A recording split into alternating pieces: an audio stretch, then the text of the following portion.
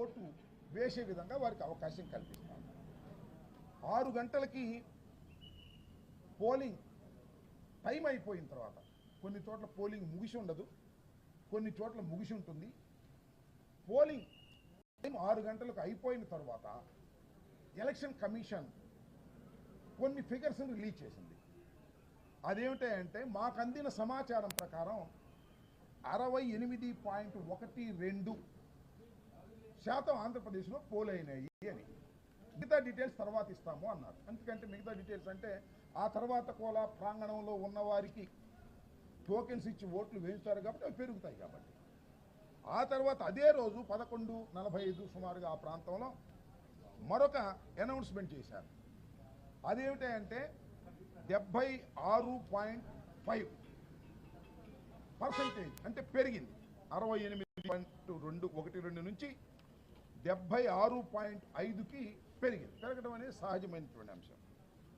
ఆ తర్వాత final figures ప్రకటించినప్పుడు 80.66 ప్రకటించారు. అంటే ఫస్ట్ ప్రకటించినప్పుడు 68.12, రెండవసారి ప్రకటించినప్పుడు అదే రోజున 76.5%, మళ్ళీ ఫైనల్ ఫిగర్స్ ప్రకటించిన తర్వాత 80.66 ప్రకటించారు. చాలా డిఫరెంట్గా ఉన్నాయి. ఆ తర్వాత 13వ తారీఖున అయిపోయిన తర్వాత 4వ తారీఖున పోలింగ్ జరిగింది, కౌంటింగ్ జరిగింది. ఆ కౌంటింగ్ ఫిగర్స్ చూస్తే ఎంత ఉన్నాయంటే 82 పైచిలుకుంది పర్సంటేజ్. ఇది చాలా ఆశ్చర్యాన్ని కలిగిస్తున్నటువంటి అంశం. ఒకదానికి పొంతం లేనటువంటి అంశంగా అనిపిస్తూ ఉంది. వాళ్ళు ఇచ్చిన ఫిగర్సే. దీన్ని క్లియర్ చేయాల్సిన అవసరం ఉంది. డేట్ ఎలక్షన్ కమిషన్ ఈ అనుమానాలను క్లియర్ చేయాలి. ఫైనల్ ఫిగర్స్కి కౌంటింగ్కి మధ్య ఎందుకు తేడా వచ్చింది? లేదు పోలింగ్ టైం అయిపోయిన తర్వాత ప్రకటించినటువంటి దానికి మళ్ళా వాళ్ళే ప్రకటించిన ఫైనల్ ఫిగర్ ఎంత హైప్ ఎలా వచ్చింది? ఇట్ ఈస్ చాలా అన్యూజువల్గా జరిగింది. జనరల్గా ఎన్నికలు జరిగినప్పుడు గత ఎన్నికలు ఒకసారి చూసినట్లయితే ఏం జరుగుతూ ఉంటుందంటే ఎలక్షన్ కమిషన్ ప్రకటించిన తర్వాత మిగతా ఓట్లు వేయడానికి వేసిన తర్వాత ప్రకటించేదానికి సుమారుగా 1% 2% డిఫరెన్స్ కనిపిస్తూ ఉంది. ఇక్కడ ఏంటి 12% పైన కనిపిస్తూ ఉన్నది. ఇది చాలా అన్యూజువల్, ఎక్స్ట్రాడనరీ. దీన్ని డౌట్ తీర్చవలసినటువంటి బాధ్యత ఎవరికి ఉంది? ప్రభుత్వాలకు కాదు, ఎలక్షన్ కమిషన్కు ఉంది. వాళ్ళు ఇంతవరకు తీర్చినటువంటి పరిస్థితి అనేక సందర్భాల్లో అడిగినా కూడా చాలామంది, మేం కాదు చాలామంది ఇండియాలో అనేక మంది అడుగుతూ ఉన్నా కూడా దానికి ఇంతవరకు కూడా ఆ అనుమానాలను నివృత్తి చేసేటటువంటి కార్యక్రమం ఎలక్షన్ కమిషన్ చేయకపోవటం వల్ల ఉన్న అనుమానాలు మరింతగా పెరుగుతూ ఉన్నాయి. దీన్నే ఒకసారి ఎలక్షన్ కమిషన్ ఆఫ్ ఇండియా ఆంధ్రప్రదేశ్కి తెలియపరచాలనే ఉద్దేశంతో మేము రావటం జరిగింది. ఇది కాకోకుండా మరొక అంశాన్ని ఇక్కడ మీ ద్వారా ప్రజలకు చెప్పాలని అనుకుంటున్నాను. అది ఏమిటంటే ఫామ్ 20 అంటే ఏ అసెంబ్లీలో ఎంత పోలైంది, ఎవరెవరికి ఎంత పడ్డాయి, ఈవెంట్స్కి ఎంత పడ్డాయి, వైసీపీకి ఎంత పడ్డాయి, తెలుగుదేశానికి ఎంత పడ్డాయి, ఇతర పార్టీలకి ఎంత పడ్డాయి, నోటాకి ఎంత పడ్డాయి, మొత్తం అంతా రావాలి. That is called form 20. అది చిత్రమైన విషయం ఏంటంటే ఈ రోజు వరకు ప్రకటించలేదు. ఇది చాలా అన్యూజువల్ థింగ్. ఈ రోజు వరకు కూడా ఎలక్షన్ జరిగి ఎన్ని రోజులు అవుతుందో చూడండి.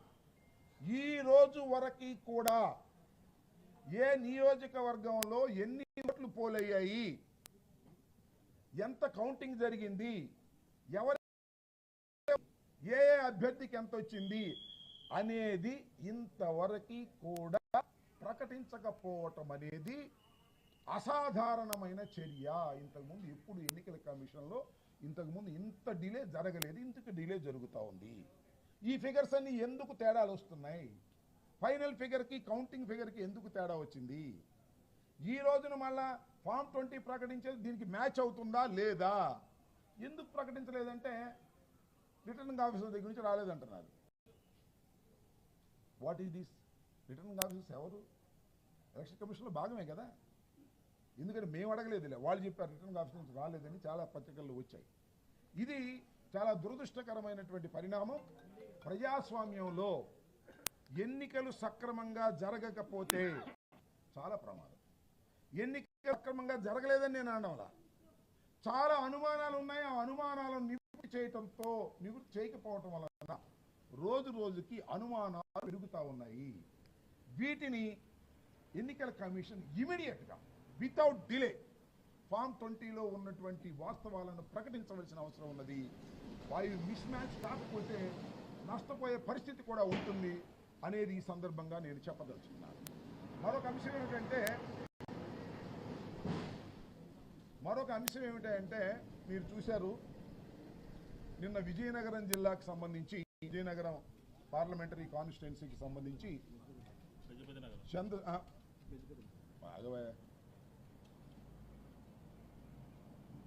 విజయనగరం పార్లమెంటుకు సంబంధించి మన చంద్రశేఖర్ మాజీ ఎంపీ ఆయన ఒక అన్యూజువల్ థింగ్ని చూశారు. అదేవిధంగా గజపతి నగరానికి సంబంధించినటువంటి బొత్స అప్పల నరసయ్య వీళ్ళిద్దరూ కూడా ఎలక్షన్ కమిషన్కి ఒక రికమెండేషన్ ఇచ్చారు. అయ్యా, ఈ ఈవీఎం మేము లెక్కేసేటప్పుడు దానిలో 98% ఇది ఉన్నది, బ్యాటరీ ఉన్నది. ఒకసారి ఉదయం నుంచి సాయంత్రం దాకా ఆ ఈవీఎంను ఉపయోగించిన తర్వాత దాన్ని తీసుకెళ్ళి సుమారుగా ఒక నెల రోజులో, 15 రోజుల్లో, 20 రోజుల్లో మీరు గోడౌన్లో పెట్టిన తర్వాత అది లెక్కేయడానికి తీసుకున్నప్పుడు 99% ఎందుకు ఉంటుంది? ఇది ఏదో అన్యూజువల్గా ఉంది, దీని మీద మీరు క్లియర్ చేయండి అని చెప్పి డబ్బు కట్టి ఒక అప్లికేషన్ పెడితే నిన్న ఒక పెద్ద తతంగం చేశారు అక్కడ ఉన్నటువంటి ఎన్నికల కమిషన్కి సంబంధించిన వాళ్ళు. అవి తీసుకొచ్చి మాకు పోలింగ్ చేశారు. నాకు అర్థం కాల, బ్యాటరీ ఎందుకు అంత ఉంది అంటే మా డౌట్ ఏంటంటే, ఎవరైనా రీజనబుల్ పర్సన్ డౌట్ ఏంటంటే, ఆ బ్యాటరీ తీసుకువెళ్ళి ఈవీఎంలు భద్రపరిచిన తర్వాత ఆ బ్యాటరీ ఛార్జ్లో పెరిగింది అంటే ఈ మధ్యలో ఎవరో ఇంటర్ఫీర్ అయ్యారేమో అనేటువంటి డౌట్ ఉంది. ఈ డౌట్ని క్లియర్ చేయాల్సింది ఎవరు? Election commission. దానికి బ్యాటరీ గురించి మీరు క్లియర్ చేయమంటే మాక్ పోలింగ్ పెట్టి క్లియర్ చేసేటటువంటి పరిస్థితి చేస్తున్నారు. That is not our doubt. Mock polling అంతకుముందు కూడా ఎన్నికల్లో పెట్టారు.